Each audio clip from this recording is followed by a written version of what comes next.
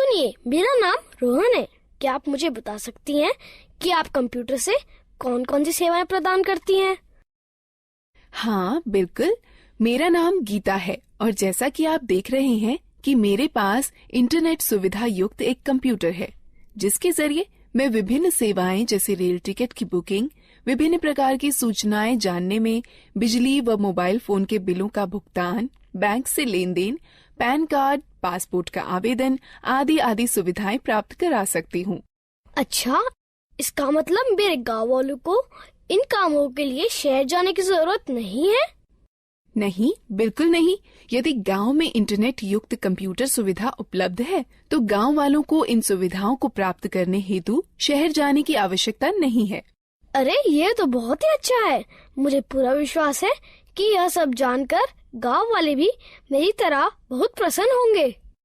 हाँ बिल्कुल, आप इन्हें गांव वालों को अवश्य बताइए। सुनिए, मेरा नाम राम प्रसाद है। आप कौन कौन सी ऑनलाइन सेवाएं प्रदान कर सकती हैं? क्या मेरे शहर गए बगैर आप मेरी बिजली बिल का भुगतान यहीं से करवा सकती हैं? मुझे यात्रा करने में बड़ी तकलीफ होती है।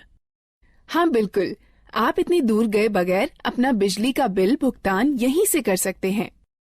ऐसा है तो ये मेरे लिए बहुत ही सुविधाजनक होगा। क्या आप कंप्यूटर के जरिए फसल के बाजारू भाव भी बता सकती हैं? हाँ बिल्कुल, मैं कंप्यूटर पर इंटरनेट के जरिए वर्तमान में फसल के भाव भी बता सकती हूँ। यह तो आश्चर्यजनक है कि हम ये सारी सुविधाएं गांव में भी प्राप्त कर सकते हैं। हाँ, इंटरनेट के जरिए ये सभी सुविधाएं आप अपने गांव में ही प्राप्त कर सकते हैं। मैंने सुना है कि आजकल इंटरनेट की सुविधा मोबाइल फोन पर भी उपलब्ध है। क्या ये सत्य है? हाँ रोहन, न केवल मोबाइल फोन बल्कि आजकल लोग स्मार्टफोन अथवा टैबलेट पर भी इंटरनेट कनेक्शन का उपयोग बहुत सारे कामों के लिए करते हैं। यह सब सुनने में बहुत रुचिकर लगता है। क्या आप मुझे कंप्यूटर, स्मार्टफोन और टैबलेट के बारे में सिखा सकती हैं? बिल्कुल रोहन, कृपया बैठ जाइए। मैं आपको कंप्यूटर, स्मार्टफोन और टैबलेट के बारे में और अधिक बताती हूँ। बाकी आप लोग भी बैठ जाइए, जिससे मैं आप सभी को डिजिटल यंत्रों के बारे में और अधिक बता सकूं। सबसे पहले हम यह सीखते हैं कि कंप्यूटर क्या है। कंप्यूटर एक इलेक्ट्रॉनिक यंत्र है जिसका उपयोग आंकड़ों व सूचनाओं के संकलन व प्रसंस्करण के लिए किया जाता है। हम कंप्यूटर से क्या क्या कर सकते हैं? कंप्यूटर के जरिए मीलों दूर रहने वाले परिवार के सदस्यों व मित्रों से जुड़ा जा सकता है। रेल टिकट बुक कराए जा सकते हैं, बैंक खाते में लेन देन किया जा सकता है, सूचनाएं एकत्रित की जा सकती हैं, खेल खेले जा सकते हैं, गाने सुने जा सकते हैं और सिनेमा पिक्चर देखी जा सकती है। अब हम कंप्यूटर व उसके विभिन्न हिस्सों के बारे में सीखते हैं। A computer is divided into two parts, hardware and software. The computer and all the equipment connected to it are called hardware. Software is the set of instructions that the computer follows in performing a task. आपका मतलब है कि screen पर दिखने वाले सभी icons software होते हैं? हाँ रोहन, सॉफ्टवेयर कंप्यूटर में प्रोग्राम होते हैं जिनसे हम भांति भांति के काम करते हैं। अब हमें विभिन्न उपकरणों के विषय में जानना चाहिए जिनसे कंप्यूटर बनता है। कंप्यूटर के 3 अंग होते हैं। पहला इनपुट डिवाइस, दूसरा प्रोसेसिंग डिवाइस, तीसरा आउटपुट डिवाइस। जैसे एक ट्रैक्टर को चलने के लिए डीजल अथवा पेट्रोल की आवश्यकता होती है, ठीक उसी तरह कंप्यूटर में डाटा भरने, निर्देश अथवा सूचनाएं संकलित कर विभिन्न कार्य करने के लिए उपकरणों की आवश्यकता होती है। Devices which are used to insert data, instructions or information into a computer are called input devices. इन चित्रों को देखो, ये कुछ इनपुट डिवाइसें हैं जिनका प्रयोग कंप्यूटर में होता है। ये इनपुट डिवाइस निम्न हैं: pen drive, mouse, keyboard, CD, microphone. Keyboard और माउस प्राथमिक इनपुट डिवाइसें हैं। यह बिल्कुल टाइपराइटर के कीबोर्ड की तरह दिखता है। हाँ, इसमें कुछ अतिरिक्त बटन अवश्य है। सामान्य कीबोर्ड के बटनों के साथ इसमें कुछ अंक एवं विशेष बटन अवश्य होते हैं। क्या आप मुझे बताएंगी कि इन विशेष बटनों का प्रयोग किस लिए किया जाता है? अंक बटनों की सहायता से कैलकुलेटर की भांति कंप्यूटर में अंक भरे जाते हैं। नेविगेशनल बटन मार्गदर्शक बटन होते हैं जो मॉनिटर पर पेज देखने में सहायक होते हैं। प्रोग्राम में पेज अप बटन विषय के दिखने वाले भाग और कर्सर को स्क्रीन पर आगे बढ़ाता है। प्रोग्राम में पेज डाउन बटन विषय के दिखने वाले भाग और कर्सर को स्क्रीन पर पीछे करता है। प्रोग्राम में होम बटन कर्सर को विषय के आरंभ में ले जाता है। प्रोग्राम में एंड बटन कर्सर को विषय के अंतिम लाइन में ले जाता है। प्रोग्राम में ये तीनों बटन संपादन बटन कहे जाते हैं जो कंप्यूटर में पठनीय विषय में संशोधन करने में सहायक होते हैं। ज्यादातर लेख संपादन प्रोग्रामों इंसर्ट बटन का प्रयोग किसी लेख में शब्दों को भरने और लिखावट पर शब्दों के पुनर्लेखन में होता है। डिलीट बटन लेख संपादन प्रोग्रामों में एक एक कर अक्षर दाईं ओर मिटाता है। बैकस्पेस बटन लेख संपादन प्रोग्रामों में एक एक कर अक्षर बाईं ओर मिटाता है। ये 4 बटन किस काम के लिए प्रयोग किए जाते हैं? ये चारों बटन दिशा निर्देशक बटन कहलाते हैं। ज्यादातर लेख संपादन प्रोग्रामों में ऊपर की तरफ तीर के निशान वाला बटन कर्सर को स्क्रीन पर ऊपर की ओर ले जाता है। ज्यादातर लेख संपादन प्रोग्रामों में नीचे की तरफ तीर के निशान वाला बटन कर्सर को स्क्रीन पर नीचे की ओर ले जाता है। ज्यादातर लेख संपादन प्रोग्रामों में बाईं की तरफ तीर के निशान वाला बटन कर्सर को स्क्रीन पर बाईं की ओर ले जाता है। ज्यादातर लेख संपादन प्रोग्रामों में दाईं की तरफ तीर के निशान वाला बटन कर्सर को स्क्रीन पर दाईं की ओर ले जाता है। क्या तुम F1 से F12 तक के बटनों को देख रहे हो? यह बटन फंक्शन बटन कहलाते हैं। यह बटन कंप्यूटर पर सक्रिय प्रोग्राम के अनुसार निर्दिष्ट किए गए विशेष कार्य को निष्पादित करते हैं। ज्यादातर प्रोग्रामों में एस्केप बटन चल रही प्रक्रिया समाप्त कर देता है। कंट्रोल और अल्टरनेट बटन क्रिया परिवर्तन बटन हैं, जो ज्यादातर प्रोग्रामों में विशिष्ट कार्य और माउस की क्रिया को या तो परिवर्तित कर देते हैं या तो बढ़ा देते हैं। विंडो बटन विंडोज के स्टार्ट मेनू को सक्रिय कर देता है। यह बिल्कुल वैसे ही होता है जैसे कि टास्क बार के स्टार्ट बटन पर क्लिक करने से होता है। अब तक हमने कीबोर्ड के विभिन्न बटनों के बारे में सीखा।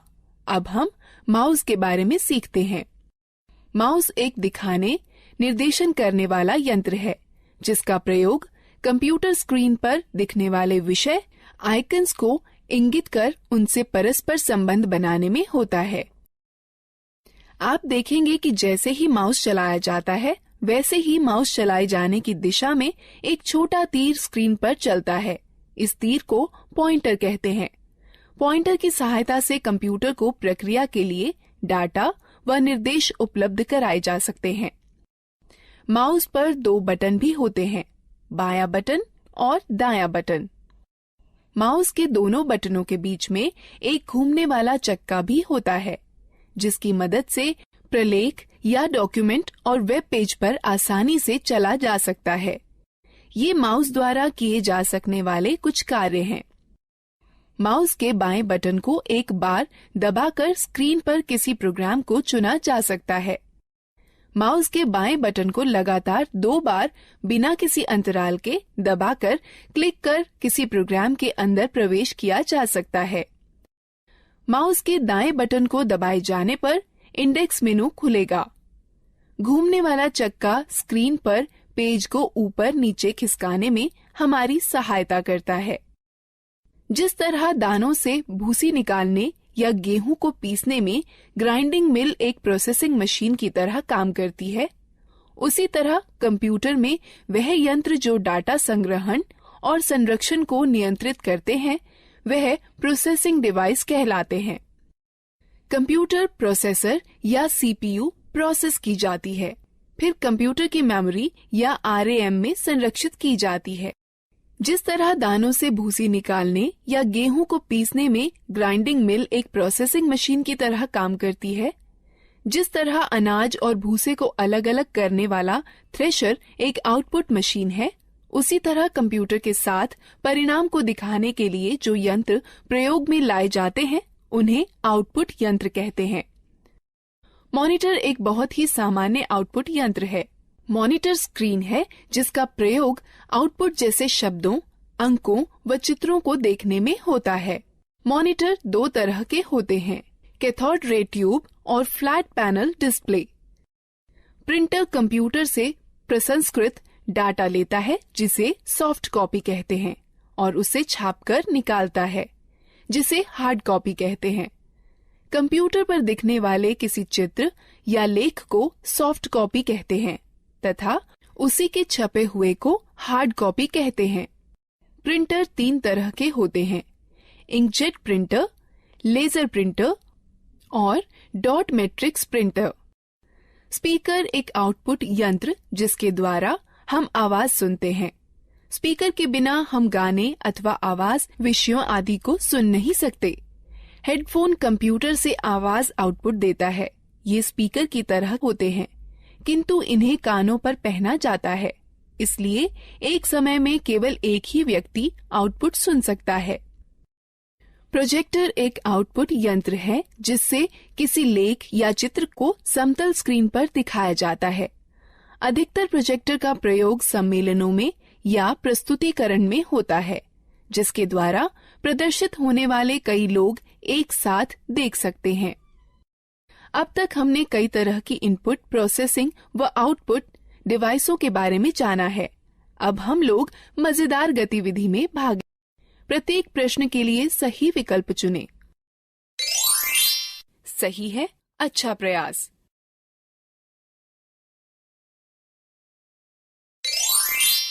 सही है, अच्छा प्रयास।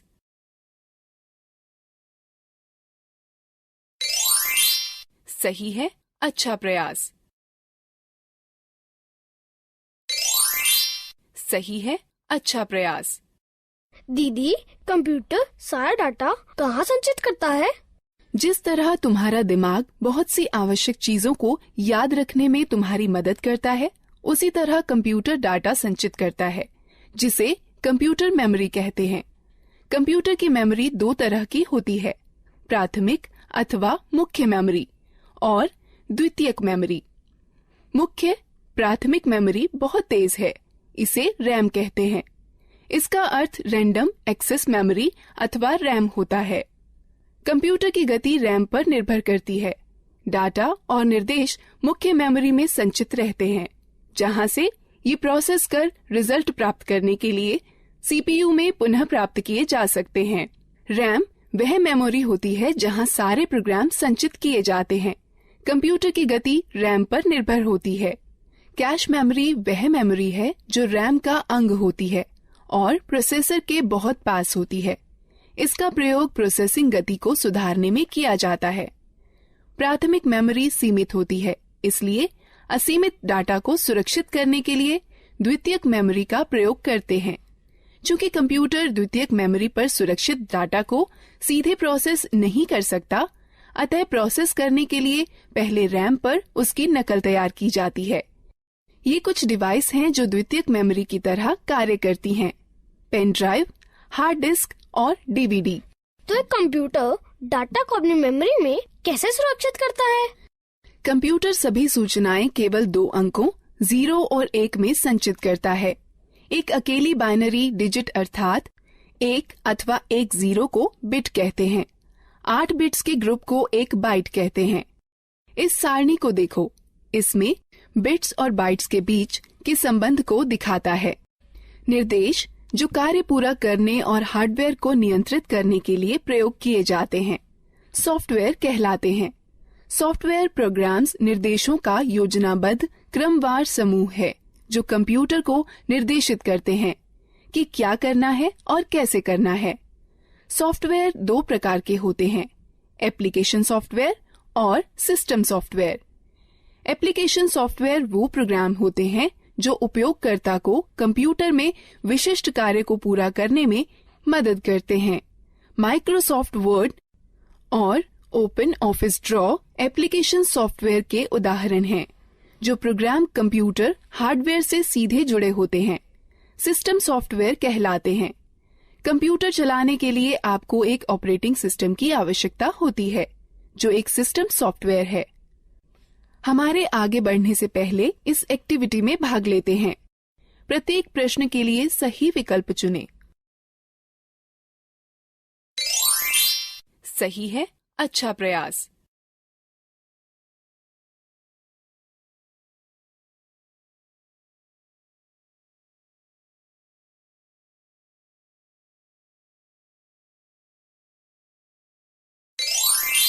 सही है, अच्छा प्रयास। गीता, ये सब रुचिकर है। मैंने पहले कभी भी कंप्यूटर नहीं चलाया है। क्या तुम मुझे बता सकती हो कि कंप्यूटर कैसे स्थापित किया जाता है और कैसे चलाया जाता है? अवश्य चाचा, मैं सब कुछ समझा दूंगी।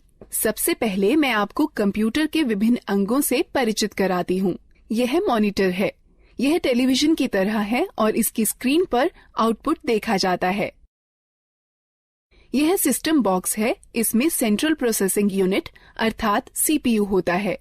यह सीपीयू ही कंप्यूटर का मुख्य दिमाग होता है। यह कीबोर्ड और माउस हैं। यह दोनों इनपुट डिवाइस हैं, जिसके द्वारा कंप्यूटर में डाटा भरा जाता है। कंप्यूटर को जोड़ने के लिए सबसे पहले उसे मेज पर रखिए। तब सिस्टम बॉक्स के बगल में मॉनिटर रखिए। सिस्टम बॉक्स के पीछे का भाग देखिए। इसमें विभिन्न डिवाइसें जोड़ने के लिए खांचे बने हैं, जिन्हें पोर्ट कहते हैं। अब इस तरह से मॉनिटर सिस्टम से जोड़ा जाता है। सिस्टम बॉक्स वीडियो पोर्ट को वीजीए पोर्ट कहते हैं। इससे मॉनिटर को जोड़ने वाले तार को वीजीए केबल कहते हैं। वीजीए केबल के एक सिरे को सिस्टम के वीजीए पोर्ट से तथा दूसरे को मॉनिटर से जोड़ा जाता है। कीबोर्ड दो प्रकार के कनेक्टर वाले होते हैं, PS2 कनेक्टर अथवा USB कनेक्टर। कीबोर्ड को कनेक्ट करने के लिए उसके कनेक्टर को सिस्टम के उपयुक्त पोर्ट में जोड़ा जाता है। माउस 3 प्रकार के कनेक्टर वाले होते हैं, PS2 कनेक्टर, USB कनेक्टर अथवा सीरियल कनेक्टर। माउस को कनेक्ट करने के लिए उसके कनेक्टर को सिस्टम के उपयुक्त पोर्ट में जोड़ा जाता है। उसी तरह यदि आप प्रिंटर को जोड़ना चाहते हैं तो उसके कनेक्टर, जो इन दो में से किसी एक प्रकार का हो सकता है, समानांतर पोर्ट अथवा USB पोर्ट को सिस्टम के उपयुक्त पोर्ट में जोड़ दें। अब हम कंप्यूटर को बिजली के मेन बोर्ड से कैसे जोड़ सकते हैं? कंप्यूटर 2 बिजली सप्लाई के तारों के साथ आता है। एक बिजली सप्लाई तार को सिस्टम यूनिट के बिजली सप्लाई प्लग में तथा दूसरे तार को मॉनिटर के पोर्ट से प्लग करें। उसके बाद दोनों तारों को बिजली के पोर्ट से या UPS से जोड़ें। क्या आप हमें दिखा सकती हैं कि कंप्यूटर को कैसे जोड़ते हैं? बिल्कुल। कंप्यूटर चालू करने के लिए निम्न कार्यवाहियों का अनुसरण करें। पहले सिस्टम यूनिट व मॉनिटर दोनों की बिजली सप्लाई चालू करें। तब सिस्टम यूनिट का पावर बटन दबाकर उसे चालू करें व मॉनिटर का पावर बटन दबाकर उसे चालू करें। अब कुछ क्षण इंतजार करें और देखें कि मॉनिटर पर डिस्प्ले आने लगा है। इसे बूट स्क्रीन कहते हैं। धीरे धीरे सभी सॉफ्टवेयर लोड हो जाएं तो कंप्यूटर प्रयोग के लिए तैयार है। धन्यवाद गीता। पहली बार न केवल कंप्यूटर को देखा है बल्कि उसे चालू करना भी सीखा है। हाँ, कंप्यूटर के विषय में यह सब बताने के लिए धन्यवाद दीदी। अब क्या आप हमें मोबाइल फोन व टैबलेट के बारे में भी बता देंगी? बिल्कुल रोहन, मैं तुम्हें सिखाऊंगी कि मोबाइल फोन व टैबलेट कैसे चलाते हैं। हाँ, मैं भी इन चीजों के बारे में सीखना चाहता हूँ। पहले हम मोबाइल फोन व टैबलेट के विभिन्न अंगों, कार्यों व उपयोगों के बारे में जानते हैं। जैसे आप जानते हैं कि बेसिक मोबाइल फोन एक ऐसा यंत्र है जिससे आप कॉल कर सकते हैं, कॉल प्राप्त कर सकते हैं व मैसेज लिखकर भेज सकते हैं व प्राप्त कर सकते हैं। आधुनिक मोबाइल फोनों में कई तरह की विशेषताएं होती हैं, जैसा कि इंटरनेट, खेल, कैमरा, वीडियो गेम और मार्ग निर्देशन प्रणाली। यह फोन स्मार्टफोन कहलाते हैं। कुछ मोबाइल फोनों में 2-2 सिम कार्ड एक साथ ही फिट हो जाते हैं। इन्हें डुअल सिम फोन कहते हैं। फोन के विभिन्न अंगों को देखें।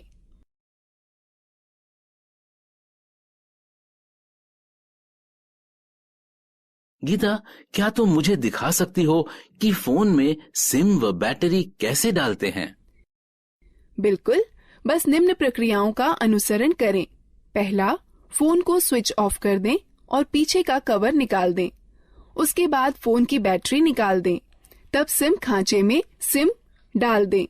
अंत में बैटरी व कवर पुनः लगा दें और फोन को चालू करें। धन्यवाद गीता, मुझे फोन की बैटरी चार्ज करने में भी समस्या होती है। चिंता न करें, बस निम्न प्रक्रियाओं का अनुसरण करें। पहला, चार्जर को दीवार पर बिजली के बोर्ड में लगाएं। तब चार्जर को फोन में लगाएं। कुछ समय बाद जब मोबाइल बैटरी फुल दिखाए तो पहले चार्जर को फोन से निकालें, फिर दीवार से निकालें। मैं आपको सिखाती हूँ कि फोन के बटनों को लॉक व अनलॉक कैसे किया जाता है। हमें बटनों को लॉक क्यों करना चाहिए? चाचा, जब आप लंबे समय तक फोन का प्रयोग न कर रही हों तो उसे लॉक करके रखना अच्छा होता है। इसकी यह प्रक्रिया है। फोन लॉक करने के सिलेक्ट मेन्यू पर जाइए और स्टार बटन दबाइए। अब ये लॉक कैसे खुलेगा? इसे खोलने के लिए फोन का अनलॉक बटन दबाइए और तब स्टार बटन दबाइए। मेरे पास ये नया मोबाइल है और मुझे यहाँ तक नहीं पता है कि इसकी विशेषताएं कैसे देखें। आप अपने मोबाइल की विशेषताएं देखने के लिए पहले मेनू आइकन छुएं या मेनू बटन दबाएं, जिससे फोन के सारे फीचर दिखाई पड़ने लगेंगे। और पीछे जाने के लिए पीछे आइकन को छुएं या बटन को दबाएं। पुनः आरंभ में जाने के लिए होम आइकन को छुएं या बटन को दबाएं। बेसिक फोन अथवा टच स्क्रीन फोन रिंगटोन घंटी बदलने के लिए निम्न प्रक्रिया अपनाएं। बेसिक फोन के लिए पहले मेनू चुनें, फिर सेटिंग, तब टोन चुनें और फिर खिसक कर रिंगटोन पर जाएं। तब गैलरी खोलने के लिए खिसक कर गैलरी पर जाएं, जहां पर कई रिंगटोनों की सूची दिखाई देगी। अब आप अपनी इच्छा अनुसार टोन का चयन कर सकते हैं। टच स्क्रीन फोन रिंगटोन बदलने की प्रक्रिया। पहला, होम आइकन को छुएं, फिर मेनू आइकन को छुएं, फिर पर्सनलाइजेशन सेटिंग्स आइकन को छुएं, फिर सेटिंग आइकन को छुएं, फिर प्रोफाइल सेटिंग आइकन को छुएं। तब रिंगटोन या नोटिफिकेशन रिंगटोन आइकन को छुएं। तब रिंगटोन की सूची में खिसक कर अपनी इच्छानुसार रिंगटोन चुनें। तब ठीक ओके आइकन को छुएं। मैं अपने फोन में अलार्म सेट करना चाहता हूँ। क्या सुबह जल्दी अलार्म सेट करने में आप मेरी मदद कर सकती हैं? निम्न प्रक्रिया से आप स्वयं कर सकते हैं। बेसिक फोन के लिए पहले मेनू में अनुपयोग चुनें, फिर अलार्म घड़ी, उसके पश्चात अलार्म का समय सेट करके सेव चुनें, फिर खिसक कर रिंगटोन पर जाएं। यदि आप अलार्म को दोहराना चाहते हैं तो चयन के विकल्प में जा दोहराना, फिर दिनों का चयन कर संपन्न चुनें। टच स्क्रीन फोन में निम्न प्रक्रिया अपनाएं। पहले मेनू को छुएं, तब घड़ी को छुएं, तब अलार्म को छुएं, अलार्म का समय सेट करके सेव चुनें। दीदी, क्या आप हमें टैबलेट के बारे में बता सकती हैं? हाँ जरूर, मैं अभी बताने ही वाली थी। टैबलेट एक कॉम्पैक्ट डिवाइस है जो एक स्मार्टफोन अथवा एक लैपटॉप अथवा कंप्यूटर की तरह है। आजकल टैबलेट अपने सुविधाजनक आकार और फीचर के सरल उपयोग के कारण बहुत लोकप्रिय हो गए हैं। इनका उपयोग हम इंटरनेट पर ब्राउजर, मेल चेक करना, डाउनलोड और किताबें पढ़ने, गेम खेलने, वीडियो देखने के अलावा संगठक के रूप में किया जा सकता है। टैबलेट विभिन्न प्रकार के होते हैं। यहाँ पर कुछ हैं। बुकलेट टैबलेट पीसी का सबसे सरलतम रूप है, जो किताब की तरह दिखता है। इस डिवाइस के दोनों तरफ डिस्प्ले होता है और इसकी कार्यप्रणाली दोनों तरफ छूने से कार्य करती है। यह हस्तलेख को पहचानने वाला सॉफ्टवेयर होता है, जो तुम्हें स्क्रीन पर वैसे ही लिखने की अनुमति देता है जैसे कि आप पेपर पर लिख सकते हैं। स्लेट सबसे साधारण और सबसे ज्यादा पाया जाने वाला टैबलेट पीसी है, जो अधिकतर मनोरंजन के लिए, फिल्म देखने के लिए, इंटरनेट चलाने के लिए, वीडियो देखने, वीडियो कॉल करने और दोस्तों के साथ चैट करने के लिए प्रयोग किया जाता है। कन्वर्टेबल टैबलेट लगभग पारंपरिक लैपटॉपों की तरह के ही होते हैं। इसमें बस एक बड़ा फर्क यह होता है कि इनसे टच स्क्रीन डिस्प्ले होता है, जिसे 180 डिग्री तक घुमाया भी जा सकता है।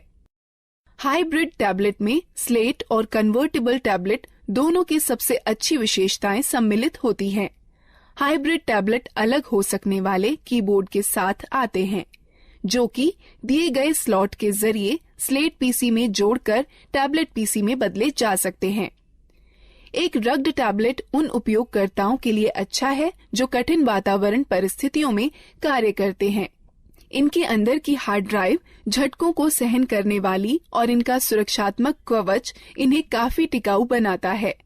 यह एक बात आपके लिए ध्यान में रखना अति आवश्यक है कि प्रथम बार इनका उपयोग करने से पूर्व इनकी बैटरी को कम से कम 6 से 7 घंटे चार्ज करना चाहिए, जब तक कि बैटरी पूर्ण रूप से चार्ज न हो जाए।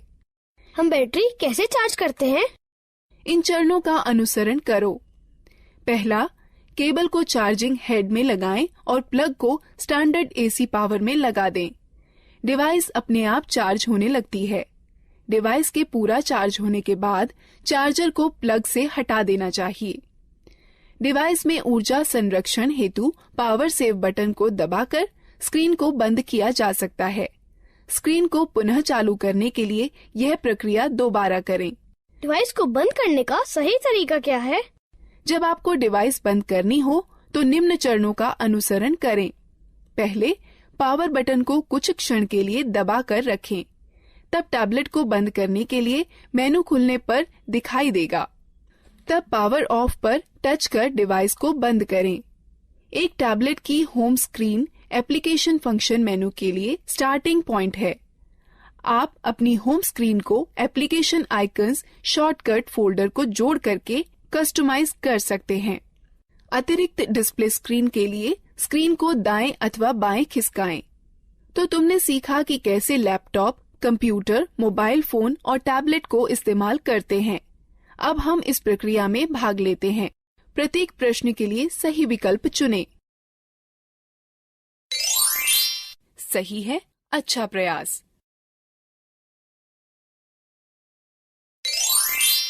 सही है, अच्छा प्रयास। सही है, अच्छा प्रयास। सही है, अच्छा प्रयास।